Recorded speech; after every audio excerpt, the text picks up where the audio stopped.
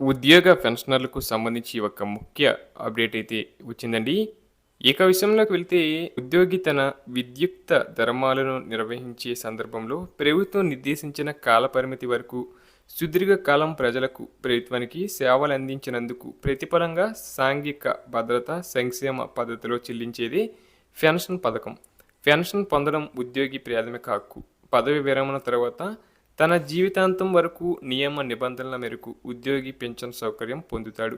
వారి తదనంతరం తమపై ఆధారపడి జీవిస్తున్న కుటుంబ సభ్యులు కూడా నిర్దేశిత నియమ నిబంధనల మేరకు పెన్షన్ పొందవచ్చు. ప్రస్తుతం పెన్షన్ చెల్లింపు పద్ధతులు రెండు రకాలుగా ఉన్నాయి. 2004 కన్నా ముందు కాలంలో ఉద్యోగంలో చేరిన వారికి సవరించిన పెన్షన్ నియమావళులు వర్తిస్తాయి. అటు తర్వాత కాలంలో కానీ ప్రభుత్వ ఉద్యోగంలో చేరిన వారికి కొత్త చందాలతో కూడిన పెన్షన్ పథకం వర్తిస్తుంది. అయితే రాష్ట్ర ప్రభుత్వం నుండి ఉద్యోగ విరమణ పొందిన ఉద్యోగ ఉపాధ్యాయులకు విభిన్న రకాల పెన్షన్లు మంజూరు చేయబడతాయి. వాటిపై ఉద్యోగులకు తప్పనిసరిగా అవగాహన ఉండాలి. అలాగే ఇక పెన్షన్దారుడు మరణించిన తర్వాత అతని కుటుంబానికి వచ్చే పెన్షన్ను కుటుంబ పెన్షన్ అంటారు. సవరించిన పెన్షన్ నియమాలు 1980 రూల్ ప్రకారం అర్హుల వివరాలు విధానం నిర్ణయించబడింది.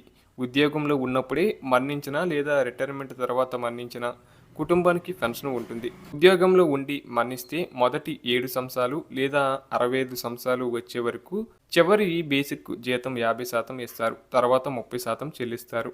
రూల్స్ 32, 33, 34 ప్రకారం రిటైర్డ్ అయిన ఉద్యోగులకు కూడా ఈ పెన్షన్ వర్తిస్తుంది. అలాగే సవరించిన పెన్షన్ నియమాలు 1980 రూల్ 3940 ప్రకారం ప్రభుత్వం ఉద్యోగిని నిర్బంధంగా రిటైర్ చేస్తే పెన్షన్ ఇస్తారు. ఇది ఇన్వాలిడ్ పెన్షన్. గ్రాట్యుటీ మొత్తంలో 2-3 కంటే తక్కువగా ఉండాలి, కానీ కనీస పెన్షన్ కంటే తక్కువ కాదు. ఇక 2001 నుంచి కమ్యుటేషన్ కూడా ఉంది. ఇక ఉద్యోగి పనులు చేయలేనంతగా శాశ్వతంగా అసక్తుడని వైద్యులు ధృవీకరిస్తే అసక్తత పెన్షన్ మంజూరు చేస్తారు. అలాగే ఉద్యోగాలు తగ్గించినప్పుడు ఇతర పోస్టు ఇవ్వలేకపోయినా లేదా ఉద్యోగి తక్కువ స్థాయి పోస్టు అంగీకరించకపోయినా రూల్ 38 ప్రకారం పెన్షన్ మంజూరు చేస్తారు.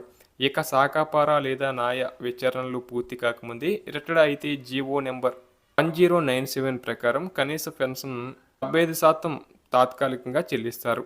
అలాగే ఉద్యోగ విరమణ అనంతరం పెన్షన్ మంజూరులో ఆలస్యం జరిగినప్పుడు ఉద్యోగికి రావాల్సిన పెన్షన్లో 90% వరకు ముందస్తుగా చెల్లించవచ్చు.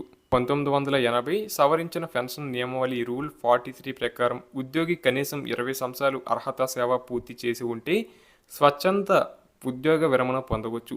అలాగే పెన్షన్ లెక్కింపులో గరిష్టంగా 5 సంవత్సరాల వెయిటేజ్ను కూడా కలుపుతారు.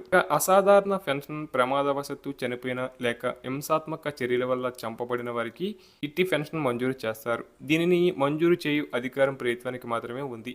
అట్టి సందర్భాలలో ఉద్యోగి స్వయం కృతపారాధం వల్ల నిర్లక్ష్యం వల్ల ప్రమాదం లేదా చంపబడిన విషయాలను కానీ పరిగణలోకి తీసుకుంటారు.